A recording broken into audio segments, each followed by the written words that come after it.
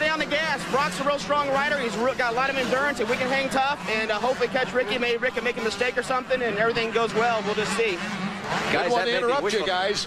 Didn't mean to interrupt, but he is now in third as Raynard finding a way, not using the triple to get out in front to get into second place and try to challenge this guy who's pretty much long gone, Ricky Carmichael. No, Carmichael's going to have to stop for a sandwich. He's so far ahead. It's going to take some real luck for anybody behind him to have a shot. He's just riding a comfortable pace right now. He's still pulling away. Ricky Carmichael, Raynard, 1 and 2, Sellards, Nice, and Parolio. You're seeing Nice, number 42, number 41 is Sean Parolio. That looked a little sketchy there. Nice getting over that triple, had a little bit of a nosedive, even took his foot off a little bit, like, whoa. They got close. When you're up in the air like that, if it looks like you're coming up a little short, you can tense up. He had just enough speed to get in there and make that corner. You must get excited, David Bay. That's the first whoa I've heard from you all season long, and we're at the halfway point of the season. Well, it's just these triples are big air, and when you're up there like that and you feel like you might be coming up short, you make some funny mannerisms in the air. Parolio trying to find a way around Jimmy Nice. Parolio, with a 6th in the opener, did not qualify for the race in Tampa. All kinds of bad luck. Jimmy Nice, a similar situation, did not qualify after a 6th place in Atlanta. Robbie Horton starting to move up, David. That straightaway right there leading into the triple, getting rougher and rougher. That's a triple that kind of ragging a little bit on Raynard. Come on, Raynard, jump that thing, but it looks easy from here. Down there, that straightaway is getting rougher and rougher. And the ruts in the face of that jump are getting tough. And pretty soon, Carmichael will be the only one left jumping. Ricky Carmichael, who last year went down early in the race, went from last place to 6th. So, you know, he's got the speed. He won his heat race last year by 20 seconds. Well, this year he's just putting it all together. Really no competition here in the 125 East from Ricky Carmichael. Next year, his contract says he has to defend a possible #1 plate should he get it, but also would take on some 250 action in the Western Division races. That's going to be exciting because I was talking to O'Mara, who's very good friend with Carmichael. I actually kind of spotted him. And I was asking him a little bit. I go, does he ever ride 250 during the week? And he made this face like, wait till you see him on a 250. So that's going to be a good one. And there is a possibility, too. Mitch Payton, as the Honda stopwatch starts, we'll see a big gap between first and second place. There is a chance he might ride a 250 at Dallas. That'd be a good place to show it, his speed, because that's a hard, slick racetrack. It requires a lot of throttle control and finesse, and that's what he's good at. Ricky Carmichael looking for his 7th career 125 victory. Seconds ticking by before Raynard comes around. That's a big lead, Art. 26-second lead. That's a half a lap lead in a regular Supercross track.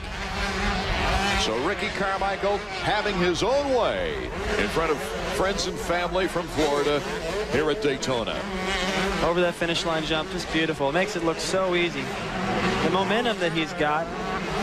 He runs his handlebars really high. I think he's got to have his handlebars higher than anybody. It seems like he and Lusk are having a contest. See if they can get him up there the highest. And he runs his levers up real high. And see his middle finger. Some guys use their index finger. He uses his middle finger. Bradshaw did that. Somebody else I can't think of right now. Emming doesn't even put his fingers out there. He just uses it when he needs it. Most of the riders will keep a finger out there. And he even does it on the start. Watch him on the start. He only uses one finger on the clutch.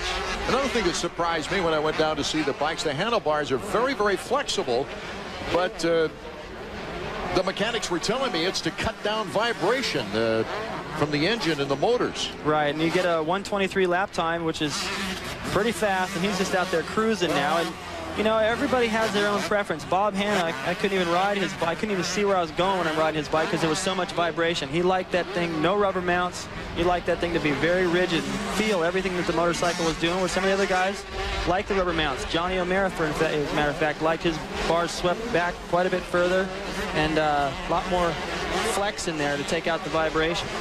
The 125s go 15 laps. That means we are less than 3 laps away from the checkered flag. The 250s coming up next. They'll go for 20 laps. Over that plateau again, hits the downside. Jersey untucked. It's a good day. That thing never stays tucked in. Flapping in the breeze. We take a look at the Suzuki leaderboard. Carmichael, Reynard, Sellards, Neitz, Parolio. Ricky Carmichael is looking to tie the record for 125 East wins to start a season. Damon Huffman. Beautiful line choice all through those switchbacks. Not going out and using that enticing main groove and getting caught up in all those bumps coming out. Sets himself up beautiful for the next straightaway around these bumps over this triple. Here's our battle for 5th place. That's Nice. Coming into that tricky corner. No one's really figured out the best line through there. I don't think there is one.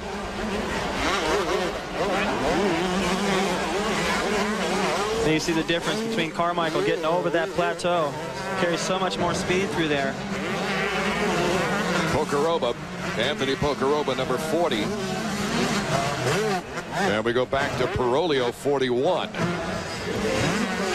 83 is Pavoni. Jim Pavoni in 6th place. As we move back to Parolio. But I was going to say that with a win here today, and the white flag is flying for Ricky Carmichael, that would give him 4 straight wins to open the season, which would tie him for the record for the 125 East with Ezra Lusk in 94 and Brian Swink in 92, each of them winning 4 straight to start a season. I mentioned that Huffman in the West started the season with 6 straight wins, David. Well, he's headed for that, and he's headed for the triple right in front of the grandstands also. He knows how to get the crowd into it. Well, it looked like he was going to do something, and then he overjumped that triple a little. He said, just put his fist in the air. I better just land this. It didn't go right. He's going, can I get a do-over on that? Yeah, I bet he does it afterwards. Yeah, I'm sure he will. The fans are going to be looking for it. 2nd place, Robbie Reynard, number 21. Well, you know, he didn't get up there and challenge Carmichael, but if you can't win, second's going to have to do, and he had to earn it. Boy, he'd be leading this division if it were last year. Oh, we'd be pumping him up. Boy, going, look at this Reynard guy. But Carmichael's overshadowing him right now. Carmichael and Reynard. Reynard, it would be his 3rd second-place finish on the season. One more time past Mitch Payton. The big turn. A quick glance over there saying, hey, boss, how am I looking? Get the bonus check ready, boss. And Ricky Carmichael, 4 for 4 on the 125 Eastern season. Reynard just now 2 corkscrew turns and a plateau and the beach before the finish line jump. A good ride for Robbie, but he's got a superhuman 125 rider in front of him. Well, you got to wonder what would have happened if they had got off 1st or 2nd and Robbie would have passed him right away like he did last week. What kind of a battle they may have had, because he got off in 5th and he had to work his way up, and RC was just gone by that point. So the checkers as RC makes a tour of the Daytona track. That's a great feeling right there. 1984, I got to ride up there on the banking and see the crowd up close. If you don't get to do that, then you're missing something in your career. Getting close to the fans, and we'll be back to join them in just a moment.